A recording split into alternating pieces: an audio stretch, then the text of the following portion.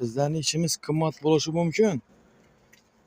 Bize de iş sonu emas, ishni sifati muhim. Birinchi o'rinda turadi. Ko'raverasizlar.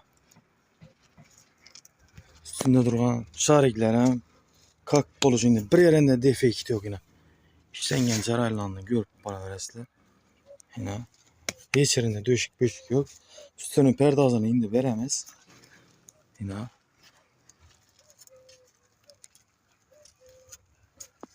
bundan şu holat.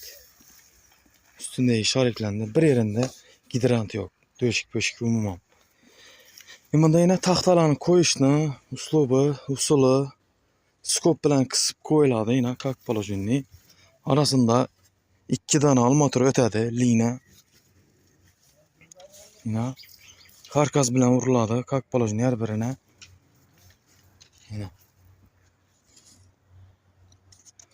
Göreverasizlar yine. Bir yerlerinde yok. Ummam zamas keteden yere ummam. Doğru boyaşa tayar xuda xalasa bulan. Kime sifatli böylesine gerek olsa telefon nömrələrimizi kaldırırız, alaka çıkarasızlar.